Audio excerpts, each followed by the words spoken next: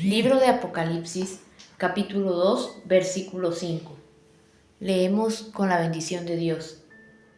Recuerda, por tanto, de dónde has caído, y arrepiéntete, y haz las primeras obras, pues si no, vendré pronto a ti, y quitaré tu candelero de su lugar, si no te hubieses arrepentido. Acá se registra la visión del apóstol Juan, cómo a él le fue revelado el suceso más esperado por toda la iglesia, que es la segunda venida de nuestro Salvador.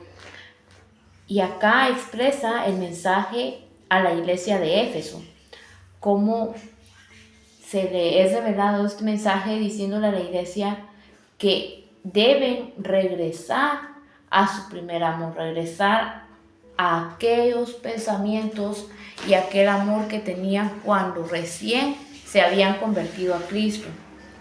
Y es un consejo que, si bien estaba para la iglesia en ese tiempo, también está para nosotros. Ser conscientes de cuáles eran nuestras primeras obras y en sí cuáles eran las primeras obras de la humanidad. El ser humano al inicio de su creación fue hecho con el fin de adorar y exaltar el nombre de Dios, y vemos como al inicio tenemos al primer hombre, a la primera mujer, a Adán y Eva, a ellos buscando constantemente de Dios, teniendo una relación con Él, porque el ser humano hablaba cara a cara con Dios sin que hubiese algo que le impidiera buscar de su presencia.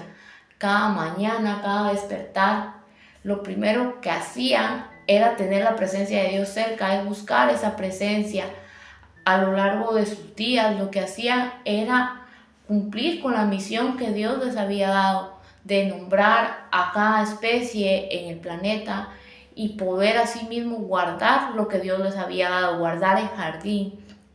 Y es algo que nosotros también tenemos como objetivo, guardar lo que Dios nos ha dado. ¿Y qué nos ha dado Dios? Nos ha dado una vida, nos ha dado una familia, nos ha dado personas que están a nuestro alrededor, en nuestro círculo social, en nuestro trabajo, en nuestro estudio, sobre las cuales nosotros podemos influir positivamente en ellos, o podemos influir también de forma negativa.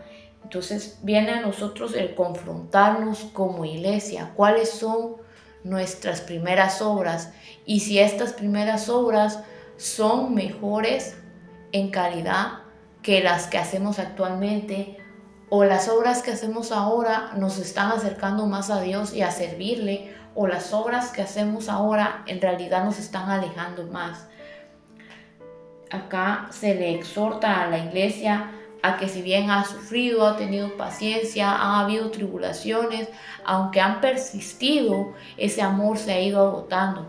Aunque han persistido y se siguen congregando y siguen escuchando la palabra, aún con todo se están olvidando del propósito por el cual lo hacen. Y es algo que nosotros tenemos que tener siempre presente: el propósito por el cual nosotros asistimos a la iglesia, el propósito por el cual nosotros levantamos nuestras manos en señal de adoración, el propósito por el cual leemos la palabra, por el cual predicamos, por el cual entonamos alabanza. Nuestro propósito, nuestro objetivo es adorar el nombre de Dios. Nuestra meta es acercarnos más a Él. Nuestra meta es estar cerca de Él para aprender de Él y asimismo poder enseñar, para que aquellos que nos escuchen también estén cerca de nuestro Creador, porque le amamos.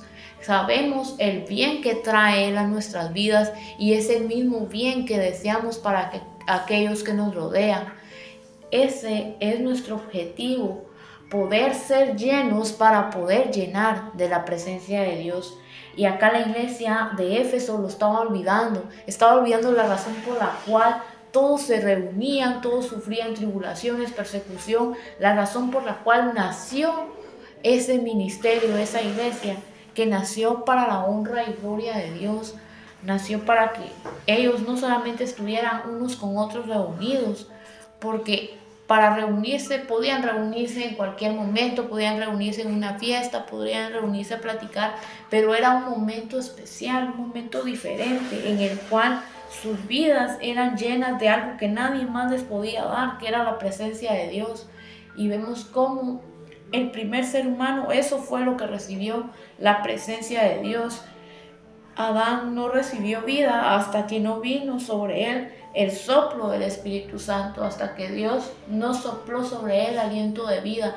Entonces, esa presencia era su diario vivir, era su respirar de cada día, porque Jehová manaba su propia vida. Así que necesitaba de él para poder vivir. Y nuestro espíritu también se alimenta cada vez que nosotros buscamos de Dios, cada vez que le alabamos, cada vez que oramos, cada vez que le adoramos, cada vez que buscamos de su palabra. Nosotros regresamos a esas primeras obras en las cuales nos acercamos más a Dios, nos acercamos más a nuestro objetivo, nos acercamos más a aquello que realmente nos va a llevar a una vida plena y en abundancia, no solamente en esta tierra, sino más allá de ella, porque es algo que también nosotros nos podemos cuestionar, si realmente las obras que hacemos nos acercan a una eternidad de bienestar o no lo están haciendo. Si las obras que hacemos realmente nos son útiles o nos van a servir en 10 años, en 20 años, en 1000 años, si realmente serán útiles para nosotros o no lo serán. Si la respuesta es no, no hay razón para hacerlas. En un negocio o en un proyecto, lo que hacen es trazarse metas y para cada meta hay una determinada serie de acciones que se llaman estrategias. Si una estrategia no me ayuda a cumplir esa meta, entonces es una acción que me está haciendo perder recursos, me está haciendo perder tiempo, me está haciendo perder ingresos, me está evitando y está haciendo ese obstáculo para que yo cumpla esa meta. Entonces es una acción que no vale la pena, que no merece ser realizada y que se debe corregir para que el objetivo se cumpla. Asimismo, nosotros debemos buscar interiormente en nuestro diario vivir y meditar en qué hacemos y qué necesitamos corregir, porque como seres humanos vamos a necesitar corregir tantas cosas porque no somos perfectos. Pero algo muy hermoso es que en medio de toda nuestra imperfección, Dios decidió llamarnos y tomarnos como sus hijos, sabiendo que nos íbamos a equivocar tantas veces, sabiendo y conociendo nuestra condición humana, porque Cristo vino y se hizo ser humano. Él convivió cada día de su vida con personas que no eran perfectas. Él vio e incluso sufrió sobre sí hambre, frío, calor. Él experimentó parte de nuestras vivencias sin perder santidad. Entonces Él más que nadie nos puede enseñar a poder vivir cada día y vivir conforme al propósito y conforme a la voluntad de Dios, tal como Él vivió. Por eso se nos exhorta siempre a seguir los pasos de Cristo, los pasos de aquel que nos llamó, porque Él, estando expuesto a todo lo que nosotros nos exponemos, estando expuesto a una humanidad, no apartó su corazón de la voluntad de Dios, no apartó su corazón de la voluntad de su Padre. Y ese corazón estaba tan ligado a la voluntad de Dios que ese amor le hacía vivir en santidad para estar más cerca de Dios, para no estar lejos de Él, porque el pecado nos aleja de Dios. No porque Dios no esté dispuesto a recibirnos, sino porque la misma vergüenza nos hace ocultarnos de Dios. Vemos nuevamente el ejemplo de Adán, cómo el ser humano, al desobedecer, porque ahí radica el pecado, al desobedecer la palabra de Dios, la instrucción, y poner su corazón en las palabras del enemigo, él tuvo ese temor, tuvo miedo, se escondió, trató de ocultar de su creador aquello que había hecho. Se escondió y se fue alejando de la presencia, de modo que cuando Dios lo buscó, él no quería siquiera responder y al final le dijo: te escuché, tuve miedo y me escondí.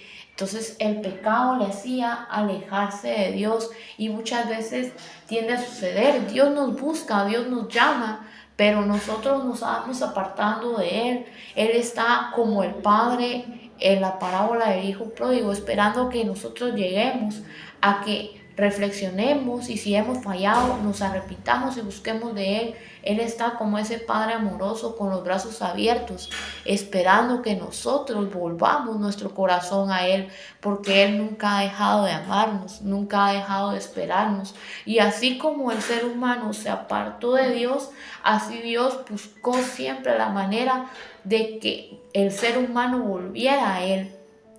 Él no dijo nada de esto, de esta creación no sirve y desechó por completo todo, sino que Él fue siempre buscando una manera de revelar su presencia al ser humano.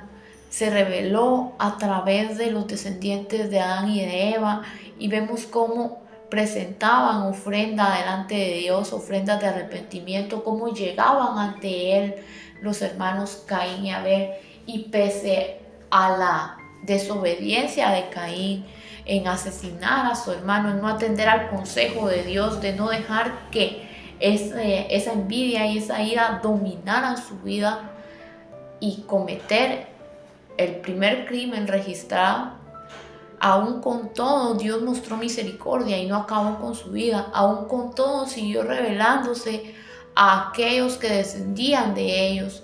Comenzó a revelarse a Noé, a Abraham, a Isaac, a Jacob. Vemos cómo de alguna manera Dios siempre estuvo buscando, tocando los corazones del ser humano, y aquel que estaba dispuesto a recibirle siempre fue recompensado. Aquel que buscaba de Él en obediencia, ciertamente nunca lo hizo en vano, ciertamente no se fue con las manos vacías. Incluso podemos y tenemos acá los testimonios de todos los apóstoles, de todos aquellos que dedicaron su vida a predicar el evangelio de Dios, a buscar cada vez más de Él, no solo para enriquecimiento personal, sino para enriquecimiento de la vida de aquellos que les escuchaban. Aunque podemos ver como algunos fueron mártires, como por ejemplo Esteban, él no se fue de este mundo con las manos vacías. Él llevaba el tesoro más grande de haber encontrado acá en la tierra a su Salvador, de haber escuchado de Él y de saber que Dios lo puso en el momento correcto para poder incluso a través de su muerte dar testimonio de la grandeza de Dios. Y él se fue con gozo, se fue con júbilo, sabiendo que Dios lo esperaba con los brazos abiertos, que aquel Dios que le recibió en la tierra le iba a recibir en el día postrero, le iba a recibir en el momento en que él iba a morir, le iba a recibir allá en los cielos, y ya no importaría nada más sobre esta tierra, y que todo lo que dejó al final iba a valer la pena, porque nosotros incluso tantos años después seguimos encontrando sustento para nuestra fe en cada una de esas palabras. Nosotros entonces tenemos que buscar siempre de la palabra de Dios, porque al final es esa palabra la que nos confronta, la que nos hace saber si estamos acercándonos más o nos alejamos más de Dios. Y esa palabra nos hace enriquecer nuestra fe y de alguna manera habla a nuestras vidas y nos hace saber si necesitamos acercarnos más. Y cada vez que nosotros nos acercamos más, es el mismo Espíritu el que nos hace saber que necesitamos de Dios, porque sentimos una inconformidad, sentimos que falta algo, y lo que nos falta es la presencia de Dios. No es que estemos aburridos, no es que estemos con una inquietud, es el Espíritu Santo que nos inquieta y nos hace saber algo falta, algo está mal. Y lo que falta es acercarnos más a Dios, es buscar cada día más de Él, buscar cada vez más de su palabra y buscar de su presencia. Y esa es la razón por la cual nosotros estamos hoy acá en esta tierra porque Dios nos ha dado una oportunidad más de aprovechar el tiempo de la mejor manera posible, haciendo las primeras obras, acercándonos a Él, teniendo su presencia en cada momento de nuestras vidas, acompañándonos, teniendo la oportunidad de mostrar obediencia y rectitud ante su palabra, teniendo la oportunidad de ser bendecidos por Él y asimismo de ser un instrumento en sus manos para ser de bendición a nuestras generaciones. Pero depende de nosotros responder o no a su palabra, responder o no a su llamado y llegar a Él. Depende de nosotros acercarnos a su presencia y buscar cada día un versículo a la vez.